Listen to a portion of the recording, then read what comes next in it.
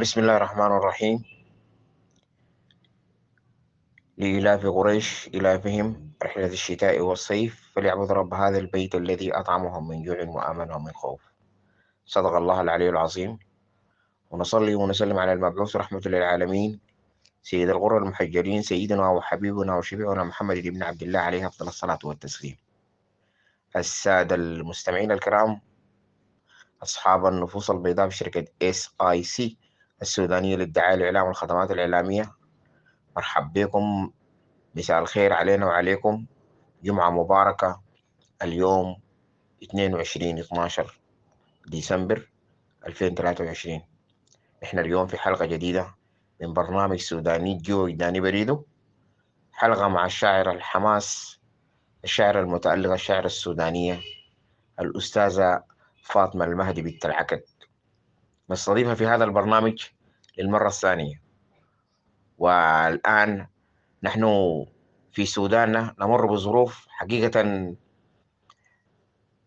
نود أن نرسل رسائل صريحة وواضحة دعما لكل الشعب السوداني الذي عانى وتعب من تلك الحروب، ونسأل الله سبحانه وتعالى أن يكتب الأمن والأمان في بلدنا الحبيبة. ونحن اليوم نستضيف هذه الشاعرة، نود أن ترسل رسائل عبر هذه المنصة بشعرها الحماسي وكلماتها المنمقة، وعزاء وتقديرا واحتراما لهذا الوطن الحبيب ولأهله الطيبين، شعب السودان، الشعب المغوار. على كل حال نحن الآن في استضافة الأستاذة فاطمة بنت العقد. نتمنى أن نرحب بها ونقول لك يا أستاذة فاطمة مرحب بك وحبابك وأهلا وسهلا بك في منصة شركة SIC السودانية. أهلا وسهلا، وأنا اليوم سعيدة بهذه الاستضافة، وإن شاء الله أكون يعني إضافة جميلة، والواحد يقدر من خلال كلماته يخفف ولو القليل يعني من الشيء اللي إحنا حاسينه وعايشينه من خوف ومأساة، بالكلمات الطيبة الجميلة. إن شاء الله نسأل الله إنها تنزل برد وسلام على كل قلوب أحب قلوب أهلنا السودانيين. إن شاء ربنا يديهم الصحة والعافية ويفرج همومنا يا رب العالمين. وبقول يا سودان غنيت ليك وجريت نمه، تنمية ازدهار يا ريت جميع نتلمه، نتكاتف جميع الخالة حتى العمة، فيك أحلى الصفات فيك ناس أبويا ويمه، غربنا يا حبيب خيرات ولينا ملاذ، يا شرق المحبة للتغاليد حاز، نخلك يا شمال عزة وشموخ وإنجاز، ناسك يا بلد طيبين وديما عزاز، سوداني البريد بفديه بروحي ودمي، نسماتك عليلة بيها ينزاح همي، أدروب والخزين أخواني وأولاد عمي، فيك النيل عزبة جميلة، فيك الألم يا سودان، فيك دوباي والجراري، دليب والكرن فيك البجر مزداري، دلوقتك حماسة فوق الحضر، وبوادي فيك طنابر شوق وحنين، صهي كنار سودان عازة بندور بعاد وغراب، يعجبنا السمح ولمة الأحباب، حلالين عقد أهنا لينا كتاب، قول الحق حديثنا ما في نزول كذاب، قول الحق حديثنا ما في نزول كذاب. أهلا وسهلا بكم، وجد اليوم أنا سعيدة. حبابك ومرحب بك شاعرتنا الفتية حقيقة. نحن في شركة SIC وهذا البرنامج طبعا انت متعودة دائما فيه، برنامج سوداني جو وجداني بريدو. نحن طبعا دائما يا أستاذة فاطمة دعاة محبة ودعاة سلام ودعاة أمن وأمان، ودائما بنشط الخير لبلدنا ولوطننا ولأهلنا السودان. ونحن دائما رسالتنا انه دارين نشوف الشعب السوداني ده كله، في سواء كان في الداخل او في الخارج، انهم كلهم يد واحده ووطن واحد يسعنا كلنا الجميع. ليه؟ لأنه بلدنا بجد حقيقة بلد فيها خير وفيها تنمية وفيها خيرات طبيعية ربنا سبحانه وتعالى حبا لنا. لكن نحن حقيقة دارين الوحدة ودارين الأمن والأمان في بلدنا، حتى إنه المواطن يعيش حياة حرة كريمة زينا وزي الشعوب الثانية، وبلدنا تتطور وتتقدم وتمشي لقدام. أستاذة فاطمة، اليوم ما يوم كلام، نحن عايزين نسمع شعر حماسي، عايزين نسمعك وانت بتهاتي باسم الوطن وبالشعب السوداني وبعزة وبكل أهل السودان إن شاء الله. حنسمعك الليلة شعر، بس نحن عايزين نسمع حاجات جميلة وحاجات حماسية لهذا الشعب الحقيقة مقلوب يسمع كلمة حلوة وكلمة جميلة وحاجة تلطف به مشاعره وأحاسيسه والحياة العيش الكريمة إن شاء الله. يا سلام عليك يا أستاذة فاطمة، حقيقة السودان محتاج حقيقة وقفة بطولية، وحاسين بأنه فعلا لنا دور كبير كلنا كأبناء لهذا الوطن إنه نقدم اللي بنقدر عليه. ليه؟ لأنه حقيقة الناس محتاجة للكلمة الطيبة، ومحتاجة للسلام والأمن، ومحتاجة لحضن دافي يدفيها وفي أرضها وفي بلدها وفي وطنها قدام أهلها. وحقيقة أنا ما عايز أرسل كلام، عايزين نسمعك يا أستاذة فاطمة. اختاري أي حاجة أنت تقوليها عن هذا الوطن المقلوب، عن هذا الشعب الضايع، عن هذا الشعب حقيقة محتاج للحماس ومحتاج لأنه الناس تسمعه وتوعى وترشد. ونسأل الله سبحانه وتعالى أن يعم بس الأمن والأمان في بلدنا يا رب.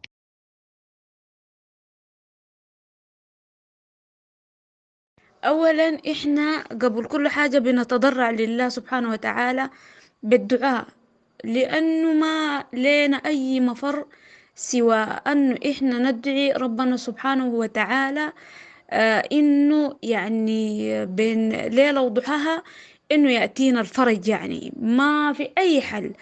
لأنه الليلة الحاصل في البلد ما حاصل بين يعني فئة والتانية، حاصل بين أخوان، يعني دي يعني أصلا هي حرب. يعني نحن زي ما بقولوا ما لنا يعني ذنب فيها، يعني كمواطن سوداني. والليلة المواطن السوداني أصبح نازح وأصبح متشرد وعصابات ونهب وأشياء يعني ما لنا طاقة بيها. فإحنا بنسأل الله سبحانه وتعالى إنه يحببنا في بعض كإخوة سودانيين. أول حاجة ينزل السكينة والمحبة والإخاء. إنه أول حاجة قبل كل حاجة ننظف من الداخل، نكون نظيفين من الداخل. لأنه الدعاء ذاته لو ما بقى بنية خالصة لله سبحانه وتعالى أنه أنت عايزه يرفع البلاء، ما أنه مثلا الليلة قامت شرارة هنا أو هناك بالنسبة لآخرين هو تشفي. لا، نحن لازم ندعي بنية خالصة أنه الحرب في القرب، في الشمال، في الشرق، إنه إحنا واحد. قبل كل حاجة إنه إحنا نتوحد، نصفي النية. بعد ذاك انت لما ترفع امورك لله، الله سبحانه وتعالى قادر يغير الامور كلها بالليل وضحاها. اولا وفاق وطني، تصالح، واخوان، احباب، لازم لازم لازم نتضرع لله سبحانه وتعالى. وبعد ذاك ربنا سبحانه وتعالى بإيده كل حاجة. هو ربنا سبحانه وتعالى يعني يعني بيكتب الأشياء، يعني ما لنا حل سوى الله سبحانه وتعالى.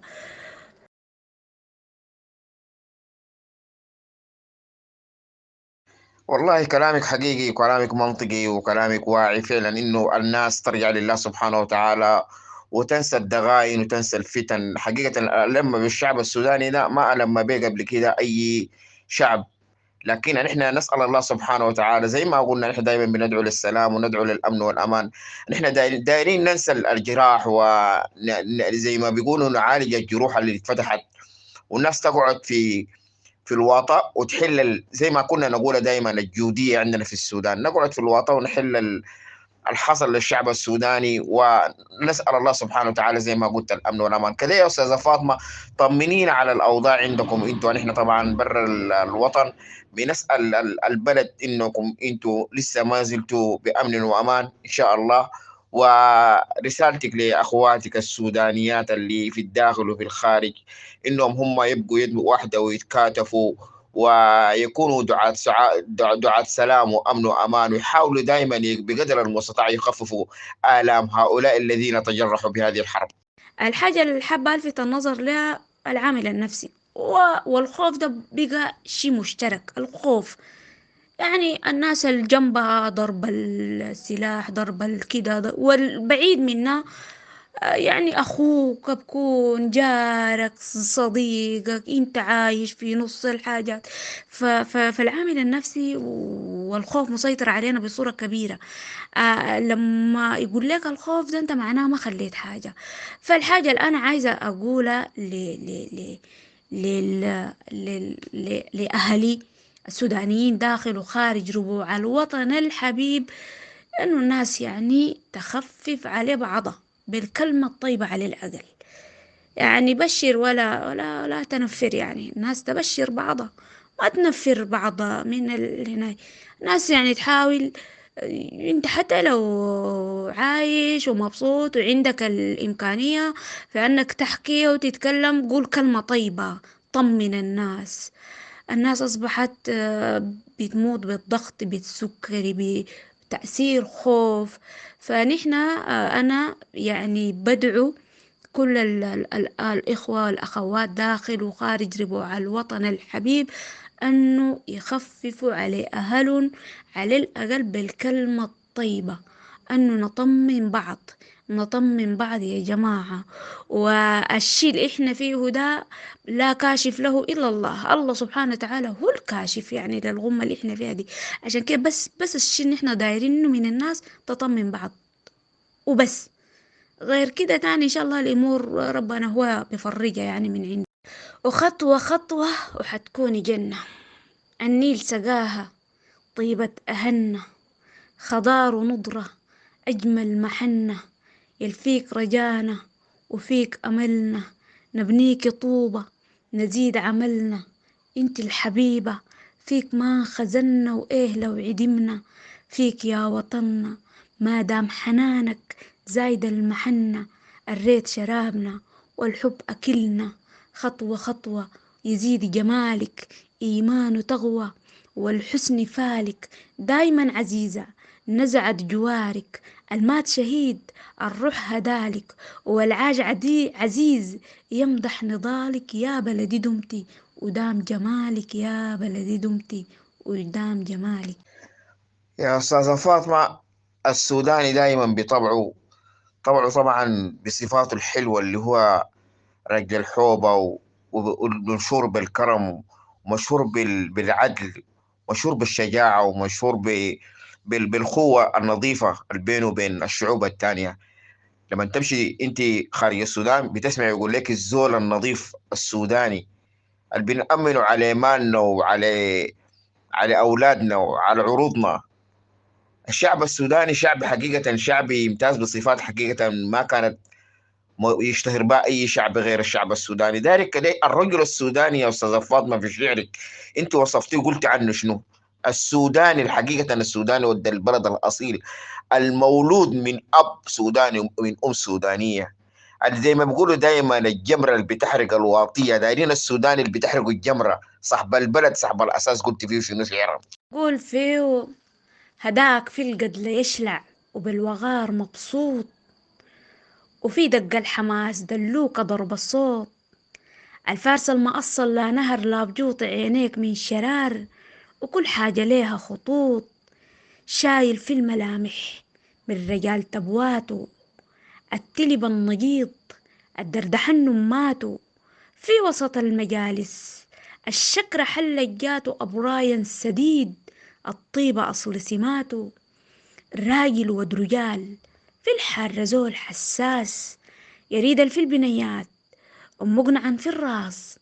الخاتي الملام جيد لينا ما بتنقاس، طيب وزول حنين محبوب شديد للناس. يحفظك الكريم أحسن مثال في جيله، يحترم الكبير لضيف واقف حيله. هداك سد الخشش المات وجد لمثيل، المحتاج عشم يغرف يشيل من نيل. وما قهر الصغير ولا كسر لولية، جبار الخواطر دعوانا له هدية. في بعدك بنحزن والفرح في الجاية انت احسن مثال. اشيل جوا عينيا انت احسن مثال، تلقاه جوا عينيا. مرحب بك شاعرنا الحقيقة الموقر أستاذنا الكبير أستاذ إسماعيل، أبو القاسم إسماعيل. مرحب بك، ونحن حقيقة سعيدين بطلتك وبوجودك داخل هذه المنصة الحقيقة اللي تعودنا فيها إنه تكون فيها دائما برامج منوعة ودائما برامج تستاهل إنه الناس تجيب فيها وترسل منا خلال رسائل للشعب السوداني الحقيقة محتاجين لوقفة كل الناس لكل الشعوب. ونحن طبعا زي ما دائما قاعدين نقول انه نحن منصة حرة، بنرحب بكل من اتى الينا وقدم رسائل لهذا الشعب المطلوب، شعب السودان. ورسائل، ويعني حظل أقول رسائل وقصايد أنه يا جماعة يعني الناس تخفف على بعض، لأنه والله الناس اللي ما بتموت بالسلاح قاعدة تموت من الخوف وكده. وبقول لا، يعني يظل الرجل السوداني هو بيطمن وبيخفف همومنا، انه قدر ما عظم الخوف قدر ما انه انت بعد ربنا سبحانه وتعالى وراك سند وراك ظهر. وبقول السلب اللي يقول ترك البنات مذهولة راجلا فانجري يقضى العوج بسهولة. يا وابل الخريف مطرا غزيرة فصول فيك صفة الكرم الجميع غنولة.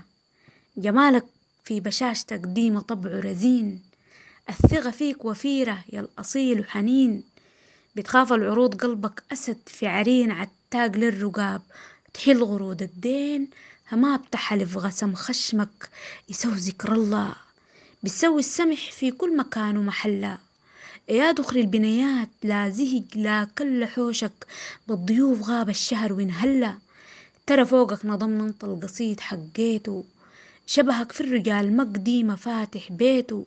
حباب في الفريق كل اللي بيجيك عشيته، يا قمر السبوع خاين العهود واسيته، يا قمر السبوع خاين العهود واسيته. شوق الشوق في ضياء احساسي مطاريه، زيد ريدك كمان دايرك تعرف البيهو. وحبك يا الأمير جواك ما تخبيه ليك دايما بنادي، بالله جود حليه. عطشان للغاك أرجوك تعال اسقيه، غرقوا في الحنانياك تفوت ما تجيه. الحب الجميل ما انت منه وليه، غرامك في الدواخل إن شلنا ما بنرميه. يا حف القلوب حرك عواطفك فيه، ما تخلي الهموم دونك تحل تشقيه. بحنك أكيد بالسعد بتواليه، والفرح النبيل حتما يعم واديه، والفرح النبيل حتما يعم واديه. وختاما بقول قاعدة جوايا الأماني، قاعدة جوايا الأماني وكايسة تتحقق أكيدة، وفي دريبات المحبة تايهة تحلم بجديدة. الصمام الليد عشانه يوم لغاه حيبقى عيدة، وحتى لو طال انتظاري ولهفة الأشواق عنيدة عشمي فيها يكون مفرهد، أجمل الكلمات أجيدة. قاعدة جوايا الأماني وكايسة تتحقق أكيدة. وشكرا جزيلا، ونحن لا نرجوها من بشر بل نرجوها من الله سبحانه وتعالى يفرج همنا ويخفف علينا ونفرح. وإن شاء الله انتوا خدوا الأمل جواكم وعيشوا على أمل. والله العظيم والله العظيم ثقتنا بالله هي بر الأمان لنا، أنه نكون واثقين بالله سبحانه وتعالى، أنه هو بيده كل حاجة، كل حاجة بإيد ربنا سبحانه وتعالى. لكم التحية والتقدير. وجد اليوم أنا سعيدة بطلتي، وإنكم سمعتوا لي طلتي عبر منصة شركة SIC الإعلامية، إنكم استمعتوا لي. لكم التحية والتقدير، وجد أنا سعيدة يعني. لكم التحية والتقدير. ونحن كمان كنا اسعد حقيقة بهذه الكلمات الحقيقة الصادقة الطالعة من إنسانة سودانية تحمل في جوا حب هذا الوطن وحب هذا الشعب الحقيقة الشعب السوداني العظيم.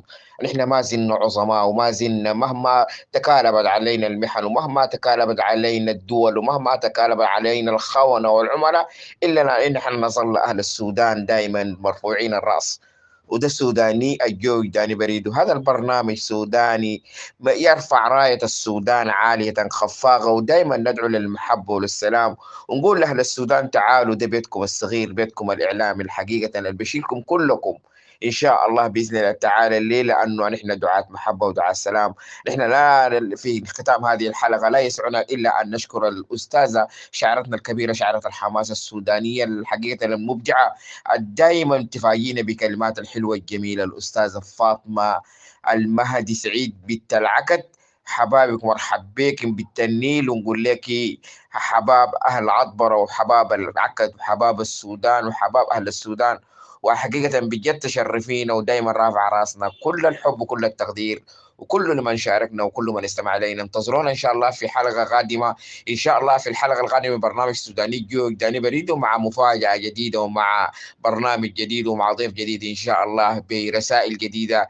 وإن شاء الله نسعد إنه نسمع في الغريب الغارب إنه السودان ارتفع عنه الظلم والهوان، وانتهت الحرب ورجع السودان سودان لأمان وأمن ولأفراح إن شاء الله. وربنا يصبركم ويقويكم إن شاء الله، دائما منصورين بإذن الله تعالى. بسم الله والصلاة والسلام على رسول الله. السلام عليكم الأخ عبد اللطيف ولصحبك الكرام في شركة SIC وفي برنامج سوداني الجوع داني بريده، والذي سعدت بالإطلال عبر نافذته غير مرة قبل الحرب، والآن هي إطلالتي الأولى بصوتي بعد الحرب، بعد أن عايشتها وعاصرتها 7 أشهر بالخرطوم بحري وبشنبات تحديدا. قضيت هناك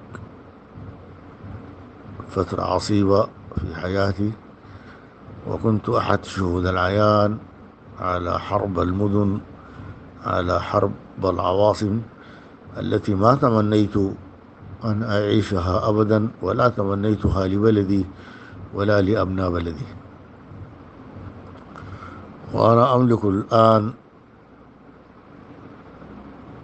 الشجاعة لأعتذر بأنني كنت ضمن منظومة متكاملة في شتى القطاعات ودروب الحياة العلمية والمهنية والأكاديمية والمجتمعية والثقافية والرياضية وغيرها، تشكل منظومة الدولة السودانية على ما هي عليه الآن، وحولها اختلاف كبير لعله ومن مسببات الحرب.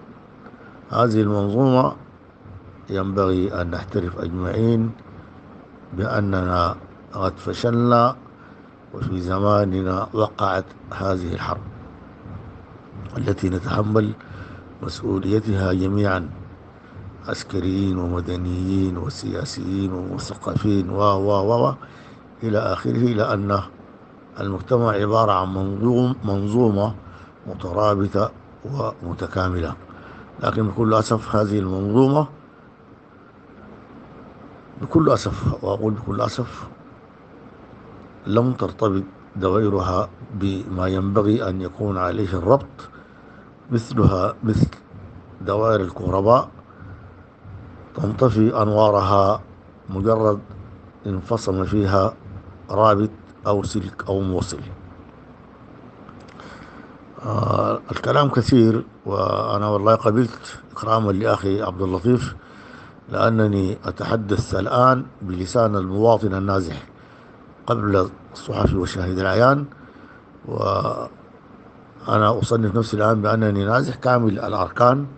نزحت عن داري، نزحت عن خاصيتي إنجاز التعبير، فقدت ككل السودانيين في مواقع الحرب، فقدت الكثير من الممتلكات ومن الروح المعنوية وغيرها.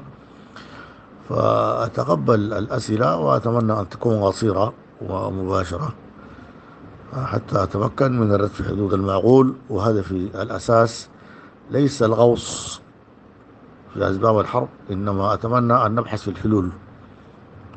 وأنا شخصيا رغم ما حاق بي لن أنطلق من أبعاد شخصية، وهم هذا الوطن الكبير أن يجتمع شمله أبنائه الكرام على قلب رجل واحد وكلمة واحدة، حتى نعبر هذا المنعطف الخطير جدا لأجل الأجيال القادمة، ونسأل الله التوفيق. أستاذ الجليل أستاذ عاصم البلال، طبعا هذه الحلقة المخصصة اسمها جند الله جند الوطن، ونحن دائما جنود لهذا الوطن الحقيقة نعتز ونفتخر به إننا منه. أستاذ الموقر، من خلال كتاباتك في عمودك الراتب فجاج الأرض، كنت طيلة السنوات الماضية تتنبأ بقيام هذه الحرب.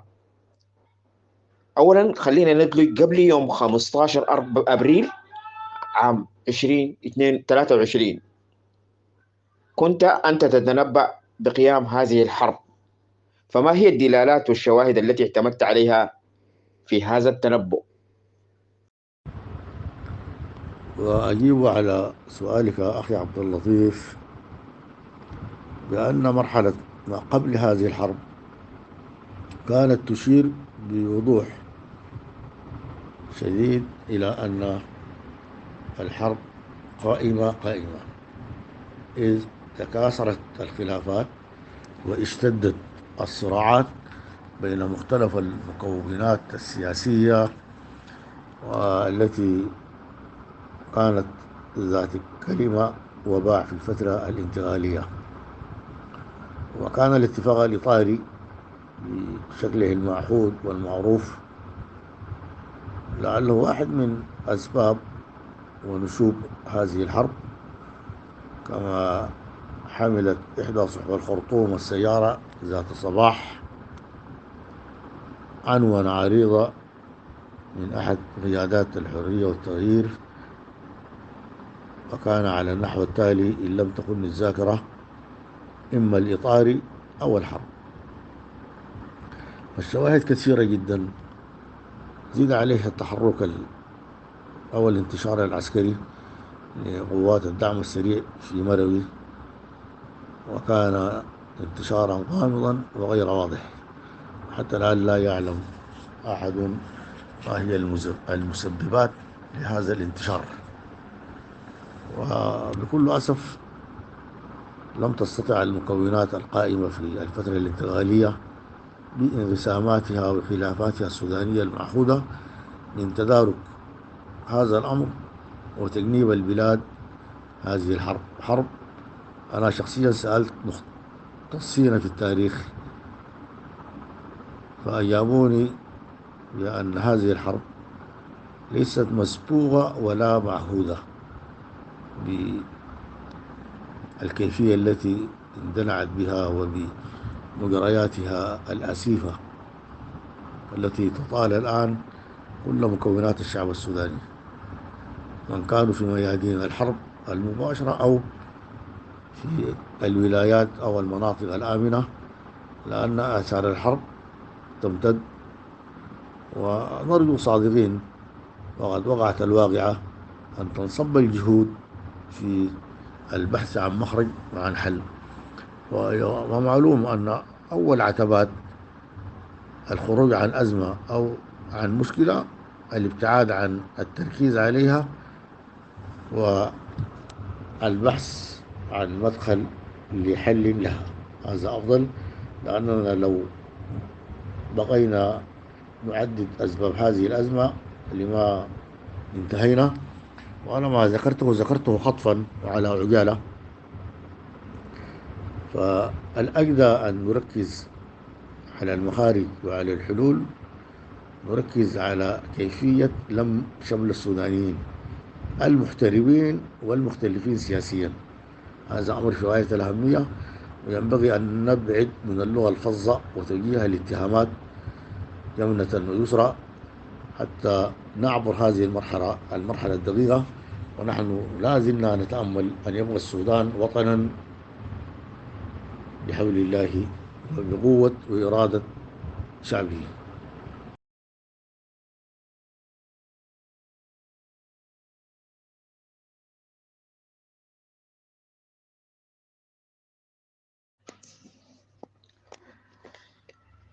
أستاذنا عاصم البلال، أيضا في عمودك الرئيسي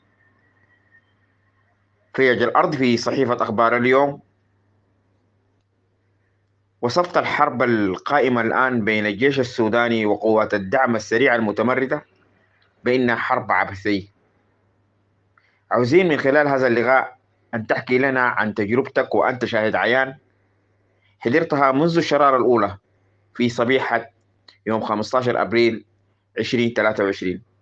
عايزين تداعياتها، أهوالها، وفظاعتها، وانتهاكاتها التي قامت بها هذه الحرب العبثية في سوداننا وكرامتنا وبلدنا الحبيبة وسط أهلنا وجمهورنا. أخي عبد اللطيف، هي تجربتي الأولى، أتمنى أن تكون الأخيرة، ولكل من عايش هذه الفترة أن تكون هي تجربتي الأخيرة مع أجواء الحرب. أجواء صعبة للغاية. نحن لا ننسى أبدا صبيحة 15 أبريل 23. كان يوما قاسيا ومؤلما لنا في السودان أجمع. كنا في الخرطوم أو في خارجها، وعلى الرغم من أن الأمر لم يكن مفاجئا إلا أنه بدا لنا مباغتا، ولعلنا كلنا قد استبعدنا وقوع الحرب، ربما لفترة الأمان الطويلة التي عاشتها الخرطوم دون أجزاء السودان المختلفة. ومعلوم أن الخرطوم هي العاصمة وهي السودان المصغر، وتجتمع فيها كل مكونات المجتمع السوداني من كل الجهويات والمناطق والقبائل. لا يستطيع أحد الآن أن يدعي أن هذه العاصمة حكر لجهة دون غيرها. هي عاصمة للجميع، وكانت هي المنطقة الوحيدة التي لم تطالها نيران الحرب على اتساع رقاعها في هذا السودان، وكانت هي الملاذ وهي الأمان ولكن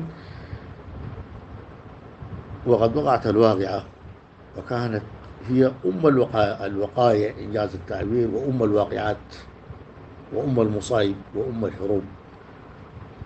أن تندلع حرب شعواء بين طرفي المكون العسكري في السودان بمختلف أنواع الأسلحة الثقيلة والخفيفة والطائرة والزاحفة والمتحركة، فهي حرب مرعبة بكل ما تحمل هذه الكلمة. ولقد شهدنا رعبها في عيون أطفالنا وأسرنا بشكل واضح وجلي. وشاء الله سبحانه وتعالى أن أكون من الموجودين ل7 أشهر، ال7 أشهر في الخرطوم بحري وفي شمبات على وجه التحديد، وهي من المناطق الملتهبة جدا. والحرب ما كان أحد يحتاج ليعايش أجواءها حتى لا يتمناها، لكن وقد عايشناها. وأنا كنت أستمع كثيرا لقيادات أخي عبد اللطيف رسالة أو اتصال قطع بقية الرسالة، لكن أجواء الحرب فظيعة ومؤسفة ولا زالت هي مستمرة وتؤثر على كافة أنحاء البلاد، ولكن التأثير أشد إيلاما على الموجودين الآن داخل العاصمة ومختلف البقاع التي طالتها الحرب في دارفور وفي غيرها من المناطق. ويستدعي العقل والمنطق أن تكون الأصوات هادئة حتى لا تضار جموع الشعب السوداني. وأنا الله أتمنى صادقا أن ترتفع أصوات الحكمة والعقل لإنهاء هذه الحرب التي اتفق على وصفها بالعبثية قائد الجيش وحتى قائد الدعم.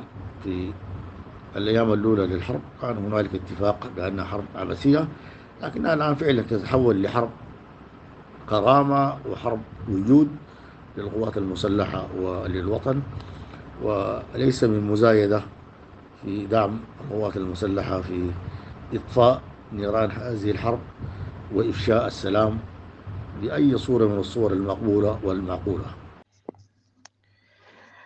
أستاذ عاصم، هنالك سؤال يطرحه كثير من الذين يتابعوننا الآن، وأنت طيلة فترة الأمد الحرب 7 أشهر مكثت طيلة هذه الفترة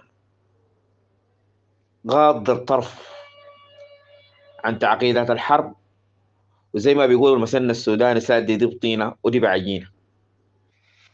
ما هو توضيحك؟ أخي عبد اللطيف، الصمت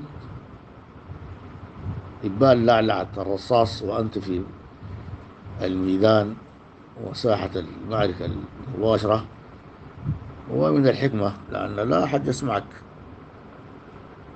وقد ارتفعت أصوات الرصاص بمختلف أشكالها وألوانها، ودخلت في هذه الحرب أسلحة ثقيلة، مدافع، وسمعنا بمسميات أسلحة ما سمعنا بها من قبل. فالصمت كان لأسباب عدة، من بينها حتى شبكات الاتصال وسبل التواصل قد انقطعت بصورة شبه كلية في مواضع النزاع ومناطق الاحتلال، لكن الصمت كان واجبا، لأن لا أحد يسمعك، وحتى لا تكون هدفا وصيدا سهلا، لأنك لو تحدثت بمهنية وبموضوعية فهذا قد لا يروق للمتصارعين والمتحاربين.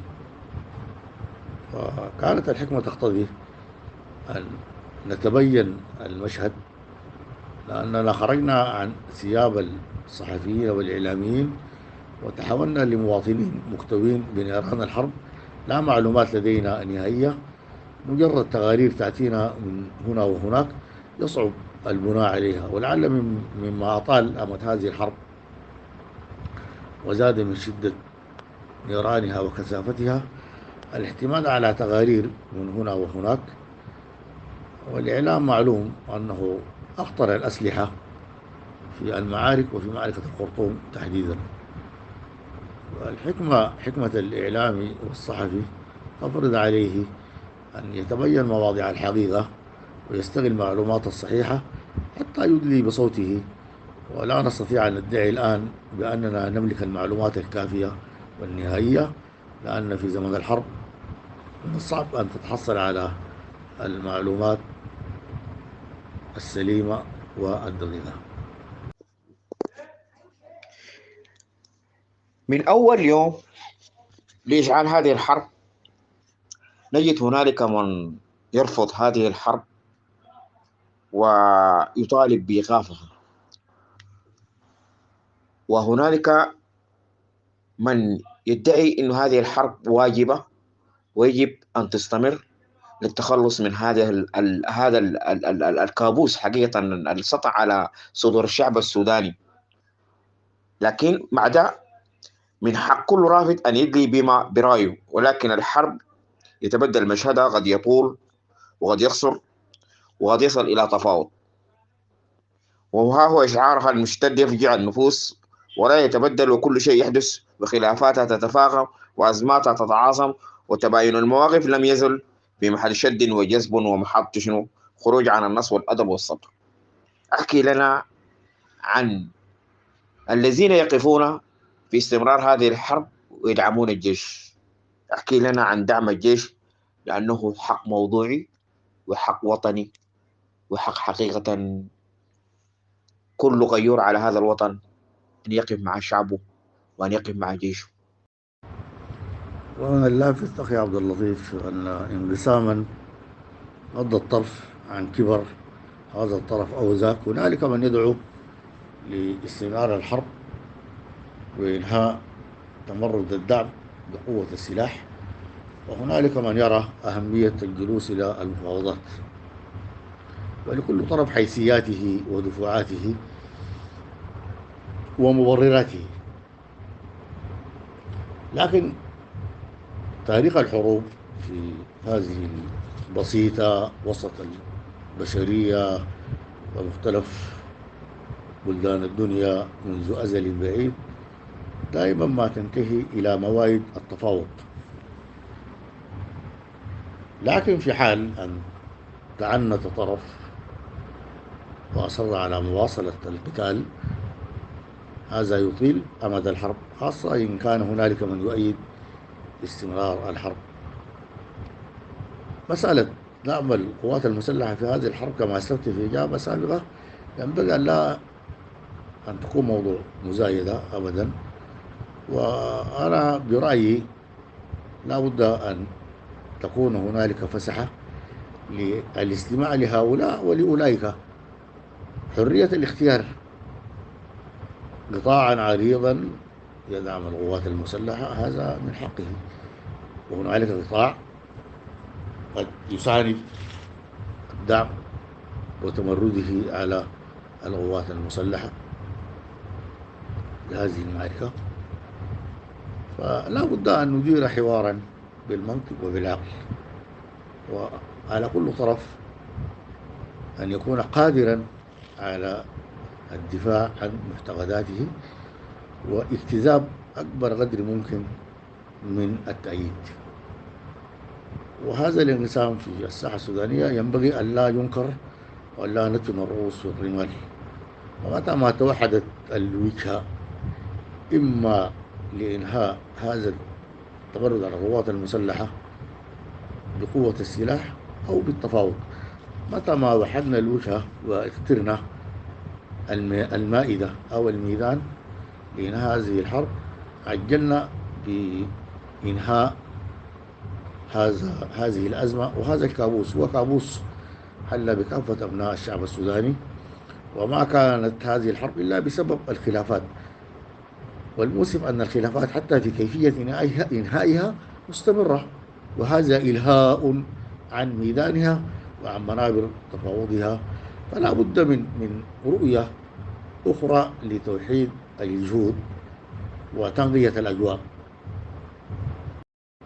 جبت على هذا السؤال في الرسالة على، لكن يبدو أن بطء الشبكة لا يساعد في وصول الرسالة في الوقت المناسب. الإجابة على هذا السؤال في التسجيل الصوتي على.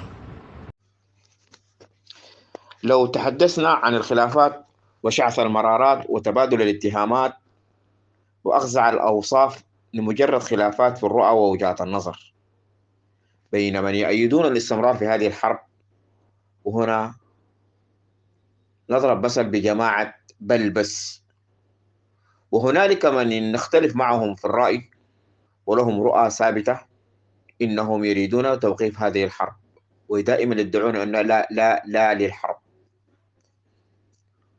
هنا نقصد أولئك الذين يدعون إنهم جاءوا من أجل الديمقراطية وإرساء دعائم الحكم المدني في السودان، اللي هو كل الذين يدعون بالديمقراطية، جماعة الحرية والتغيير المركزي، أو جماعة من ينادون بفرض الاتفاق الإطاري على المجتمع السوداني وعلى حكومة السودان. وأخي عبد اللطيف، من ينادون باستمرار الحرب لإنهاء الحرب بقوة السلاح يصنفون بأنهم من أعوان النظام السابق، ويتهمون بأنهم من أشعلوا هذه الحرب، بينما يقف في الضفة الأخرى بعض أنصار قيادات الحرية والتغيير تحت شعار لا للحرب. ولا للحرب وإن اختلفت الشعارات، لكن هذا هو مطلب كل السودانيين، أن تقف هذه الحرب اليوم قبل الغد، لأنها تتسبب في مآسٍ وفي فظائع، ونحن الآن بين نازح ولاجئ.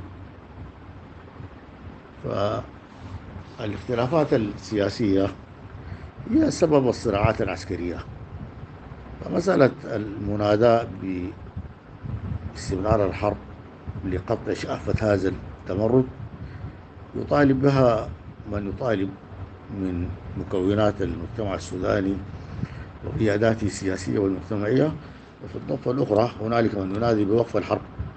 لكن بكل أسف أن كل طرف من هذه الأطراف يغرد في سر. بعض الأسئلة تتكرر أخي عبد اللطيف، يبدو أنها من الشبكة. هنالك بطء في مسألة الإرسال والاستقبال. طبعا اللقاء لما يكون مباشرا ومتواصلا يسهل في طرح الأسئلة وفي الأجوبة.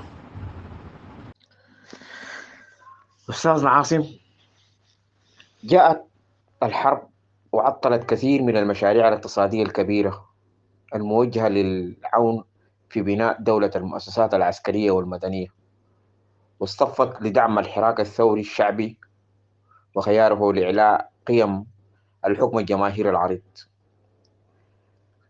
قبل الحرب ظهرت هنالك كثير من المشاريع الاقتصادية الحقيقة نادى بها كثير من رجال الأعمال وكثير من المؤسسين للعمل الاقتصادي في السودان والداعمين لهذا هذه المشاريع، كان من ضمنهم المهندس عمر عثمان النمير. هذا الشخص الوطني الحقيقة جاب مشروع فيض من نعم لدعم الاقتصاد السوداني. يا ريتك لو تحدثنا عن هذه المشاريع وأنت شاهد عيان على ما قام به هذا المهندس عمر عثمان النمير. أخي عبد اللطيف، هذه الحرب عطلت كل شيء. عطلت عجلة الاقتصاد، عطلت عجلة السياسة، عطلت عجلة الحوار، عطلت حتى عجلة الخلاف بالحسنى، وتسببت في خسائر فادحة لربما تتبين فداحتها متى انتهت هذه الحرب. خسائر بمليارات الدولارات تسببت فيها هذه الحرب في قطاع الاقتصاد على وجه التحديد. ولما نقول الاقتصاد نعني الزراعة والصناعة والتجارة والصحة والثقافة والرياضة، كل مفاصل الحياة ضربتها هذه الحرب في مقاتل وشنقت لها المقاصل. والعزاء أن الدولة السودانية تقاوم للبقاء في المناطق الآمنة في الولايات التي لم تصلها هذه الحرب. هذه الحرب بكل أسف من الخرطوم تنتقل الآن أو انتقلت لولايات دارفور المنكوبة أصلا. فهذه الحرب أخرت عجلة السلام بكل أسف سنوات، بينما كنا في أشد الحوية لتلافي مسببات الحروب الأهلية المستمرة. فأنت ضربت مثلا بأحد شباب الاقتصاد السوداني ومثله كسر عزا غير كبار الساحة الاقتصادية من أصحاب الأموال الخاصة. فالحرب بكل أسف أخي عبد اللطيف تنهي وطنا أقله يقوم بين الدول، فمسألة العمل على إنهائها أمر ينبغي أن يكون هم كل سوداني غض الطرف عن انتمائه السياسي وولائه لهذا الفريق أو ذاك. فالمطلوب الآن إنهاء هذه الحرب بأي صورة من الصور، بالميدان أو بمنابر التفاوض. لا بد من أن تنتهي عاجلا غير آجل، لأن الخسائر الآن تشمل الجميع، عسكريين ومدنيين ومواطنين. الآن كل شيء يتوقف في السودان على الرغم من المحاولات لاستمرار الحياة في عدد من الولايات الآمنة، وأعتقد هي جهود مقدرة وتقدر لمن يعملون على استمرار الحياة. لكن إيقاف الحرب هو إحياء لنبض الحياة الأساس في مختلف قطاعاتها وأنشطتها الحيوية.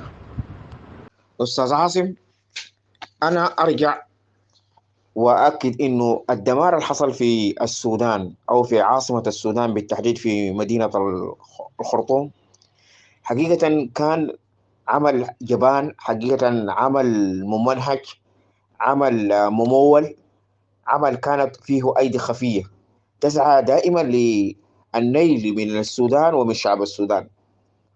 ولكننا خلال ما شاهدناه من فيديوهات ومن خلال أعمال نشرت عبر الوسائط الإعلامية، تبين لنا هنالك حقد دفين من أولئك الذين قاموا بهذه الأعمال. وللأسف الشديد هنالك كثير من الشواهد تدل على أن الذين قاموا بهذه الأفعال معظمهم أو جلهم لا ينتمي إلى الوطن السودان. التدخلات الأجنبية في حرب السودان الأخيرة عايزين نشوف مدلولاتها وانعكاساتها على الشعب السوداني وعلى علاقتنا مع دول الجوار الذين شاركوا في هذه الحرب. أخي عبد اللطيف، اهتزاز الجبهة الداخلية وعدم تماسكها يفتح الباب على مصاريعه للتدخلات الخارجية. هذه نتيجة حتمية. فمتى ما ضعفت اللحمة المجتمعية والسياسية الداخلية تنفتح الأبواب للتدخلات الخارجية. وأنا لست من أنصار توجيه الاتهامات هكذا كيفما اتفق لطائفة من الدول دون تحقق وتثبت ودون مراعاة لمصالح استراتيجية تجمع بيننا وبين طائفة من الدول. فلذلك التفاوض من الأبجديات لتفادي مخاطر المواجهات. فداعة الخسائر الآن تتطلب تناديا لإيقاف نزيف الحرب، لاستمرار نزيف الخسائر أولا في الأرواح ثم في الممتلكات وفي البنى التحتية. فمتى ما توحدنا وتكاتفنا وتعاضدنا أوصدنا الأبواب أمام التدخلات الخارجية. وحبذا لو لم ننجرف وراء اتهامات تساق هنا وهناك وتثبتنا. وهذا التثبت يحتاج إلى تضافر جهود السياسيين حاكمين ومعارضين لنصل لنهايات معلومة وبأدلة وغرائب مشهودة لنعلم من معنا ومن ضدنا.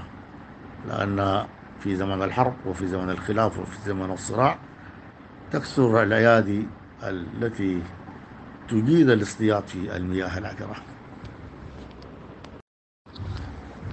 أخي عبد اللطيف، اهتزاز الجبهة الداخلية وعدم تماسكها يفتح الباب على مصاريعه للتدخلات الخارجية. هذه نتيجة حتمية. فمتى ما ضعفت اللحمة المجتمعية والسياسية الداخلية تنفتح الأبواب للتدخلات الخارجية. وأنا لست من أنصار توجيه الاتهامات هكذا كيفما اتفق لطائفة من الدول دون تحقق وتثبت ودون مراعاة لمصالح استراتيجية تجمع بيننا وبين طائفة من الدول. فلذلك التفاوض من الأبجديات لتفادي مخاطر المواجهات. فداعة الخسائر الآن تتطلب تناديا لإيقاف نزيف الحرب، لاستمرار نزيف الخسائر أولا في الأرواح ثم في الممتلكات وفي البنى التحتية. فمتى ما توحدنا وتكاتفنا وتعاضدنا أوصدنا الأبواب أمام التدخلات الخارجية. وحبذا لو لم ننجرف وراء اتهامات تساق هنا وهناك وتثبتنا. وهذا التثبت يحتاج إلى تضافر جهود السياسيين حاكمين ومعارضين لنصل لنهايات معلومة وبأدلة وغرائب مشهودة لنعلم من معنا ومن ضدنا. لأن في زمن الحرب وفي زمن الخلاف وفي زمن الصراع تكثر الأيادي التي تجيد الاصطياد في المياه العكرة. أستاذنا عاصم، نحن نعلم جيدا أن أخبار اليوم ممثلة في غاية تحرير أو رئيس تحرير هذه الصحيفة الحقيقة العريقة، لها علاقات دبلوماسية ولها حقيقة مؤيدين من كل أنحاء العالم، وعبرها دائما نجد هنالك دبلوماسية، حقيقة دبلوماسية شعبية ممثلة في إدارة هذه الصحيفة، وأنت قائد أسطولة. عايزينك من خلال هذه المنصة ترسل رسائل إلى أولئك الذين يؤثرون في هذه الحرب ويدعمون المواقف النبيلة للشعب السوداني، الحقيقة يتميز بأنه شعب عفوي، شعبي مسلم، شعبي مؤمن، شعبي حقيقة يحب الأمن والأمان والسلام والمصداقية في حياته، ولكن دخلت عليه بعض الأيدي الخبيثة.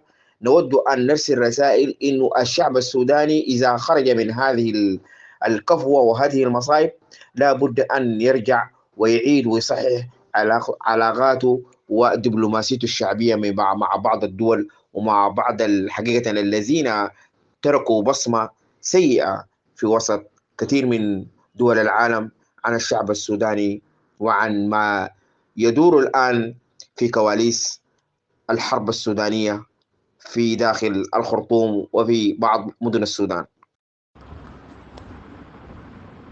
والرسائل نوجهها لكافة أطياف الشعب السوداني بالعمل سويا لإيقاف هذه الحرب اللعينة والتوحد خلف راية القوات المسلحة السودانية، رمز وجود الدولة وبقائها بين الأمم. والدولة في تعريفات الأمم المتحدة هي التي تملك القدرة على تنفيذ القوانين الحاكمة بأجهزة نظامية قادرة، وينبغي أن تسبق فرض القوانين بالقوة اتفاق شامل على هيئة الدولة السودانية المرضي عنها من كافة أبناء الشعب السوداني في شتى بقاعه.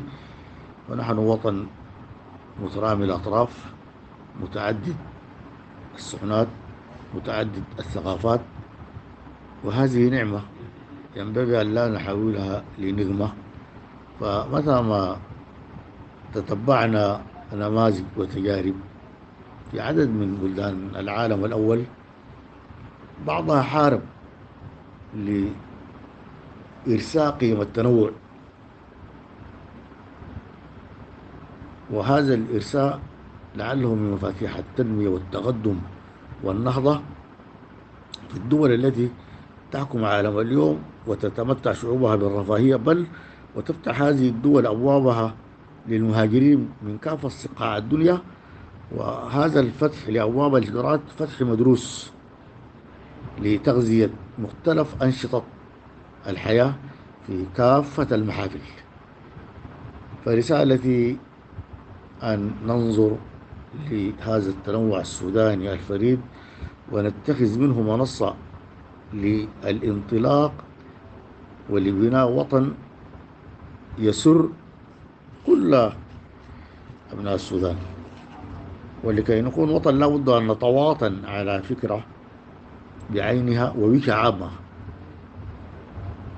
نتفق عليها ونمضي فيها، وتكون قابلة للمراجعة والتصحيح والتصويب المستمر، لأن الدولة كالنهر هي حياة مستمرة، واستمرار الحياة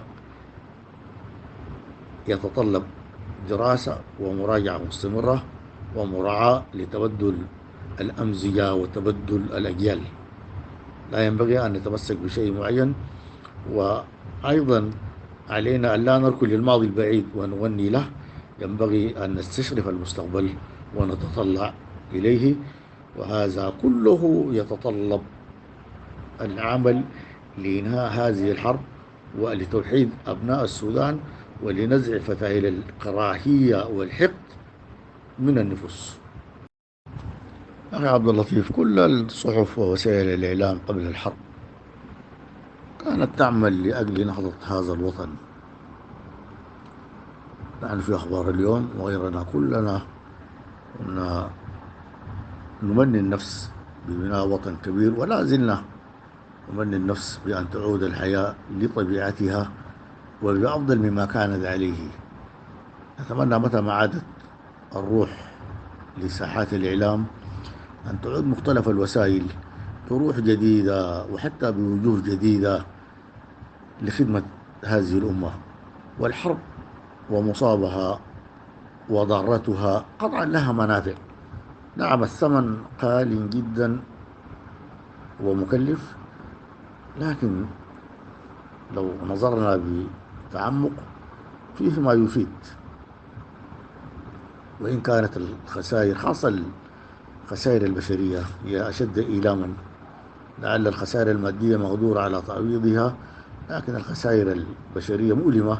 لكن نتمنى أن يكون تعويض من فقدوا أعزاء وتعويض من تسببت لهم هذه الحرب في مصايب وآهات نفسية وجسدية، أن يكون العزاء بعد الحرب بحول الله في بناء وطن باتفاق جامع لا تندلع بعده حرب وسط الأجيال القادمة. وشكرا لك يا أخي عبد اللطيف وكل ما معك، وأنتم تعملون لرفعة هذا الوطن وتقدمه، ونشاطركم الأماني بأن نعمل سويا لإنهاء هذه الحرب بأي صورة من الصور وباتفاق سوداني جامع. عايز أرجع وأعزي أنفسنا وأعزي كل الأمة السودانية وكل الفنانين والفنانات، وحقيقة الشعب السوداني في رحيل الفنان الكبير محمد الأمين، وهو طبعا الآن في صورة ظهر مع أستاذنا الكبير عاصمة بلال. نترحم على روحه وعلى روح كل الشهداء وكل الذين قدموا لهذا الوطن تاريخ، وكل في محفله وكل في مهنته. حقيقة نترحم على روح الفنان الكبير محمد الأمين، ونسأل الله سبحانه وتعالى أن يضمه ويغفر له ويرحمه ويدخله في سيح جناته مع الصديقين والشهداء برحمة يا أرحم الراحمين. ولكم العتبى حتى ترضوا. وحقيقة أنا ظهرت الصورة، لكننا أتمنى أنه أستاذنا عاصمة بلال يعقب فيها حتى لو بسطر عن رحيل الأستاذ الكبير محمد الأمين. حقيقة تقديرا لظرفك وتقديرا لما تمر به بلادنا الحبيبة من يعني صعوبات حقيقة في كل شيء. حقيقة أنا مقدر لك ومقدر لصحتك ومقدر للظروف النفسية الحقيقة الناس كلها عايشينها. وطبعا الآن الناس كلها هم بيستمعوا لنا متواجدين داخل هذه المنصة، ولكن الكل متألم والكل حزين لما جرى لهذا الوطن الحبيب. في ختام هذه الحلقة الحقيقة الاستثنائية، وحقيقة أنا ضغطت عليك حتى إنه شنو نكون متواجدين في الساحة ويكتب التاريخ بأنه أستاذ عاصمة بلال وعبد اللطيف الطاهر كانوا حضورا في هذه الظروف الصعبة اللي بيمر بها الشعب السوداني حقيقة. ليه؟ لأنه حقيقة التاريخ يكتب والأقلام تكتب والصحف تكتب وكل الناس حيكون لنا شاهد عيان في يوم من الأيام إنه هذه الظروف الاستثنائية ضغطتنا إنه نتحدث بهذه الطريقة الحقيقة ما تعودناها وما عهدناها. ليه؟ لأنه ظروف الشعب السوداني حقيقة يرسى لها. فأنا شاكر لك ومقدر صحتك وعافيتك. إن شاء الله ربنا سبحانه وتعالى إنه يكتب لك الصحة والعافية في أقرب وقت، وإن شاء الله تعود نصبر الشعب السوداني، ونتمنى من الله سبحانه وتعالى أن يزيل هذا الغم ويرجع سوداننا بصحته وعافيته. وإن شاء الله بإذن الله تعالى لنا أيام قادمات سوف نحتفل جميعا بالنصر الغريب إن شاء الله، ويكون السودان سوداننا بكل حب وبكل احترام وبكل تقدير لكل أهلنا في السودان. وفي ختام هذه الحلقة لا يسعني إلا أن أشكر كل من شارك وكل من استمع وكل من متواجد الآن داخل هذه المنصة، ولكن لهذه الظروف الاستثنائية نكتفي بهذا القدر لظروف الأستاذ عاصم البلال نتمنى أن لا ينقطع، وأن تكون التواصل بيننا وبينه متواصلين في كل أيامنا الجميلة إن شاء الله بإذن الله تعالى. لكم كل الحب، لكم كل التقدير. كان معكم من قاهرة المجلس أخوكم دائما عبد اللطيف الطاهر، واحترامنا وتقديرنا أستاذنا الكبير أستاذنا المقرر عاصم البلال الطيب. حبيبنا دكتور كبير ان شاء الله. طيب انا استمعت للحوار، لكن يبدو لي ان الاسئله والاجوبه ما متسقه. يعني انا بلاحظ في سؤال، لكن لما اخش انا بتكون الاجابه على سؤال ثاني. يخليه محتاج لاعاده التنسيق، ما اعرف والله. وانا في انتظار الجزء الثاني حتى ما اكتمل عندي. يمكن لي ان انشره في بعض المواقع التي اتعامل معها، لكن انا لاحظت ان بعد سؤالك تدخل اجابه على سؤال اخر.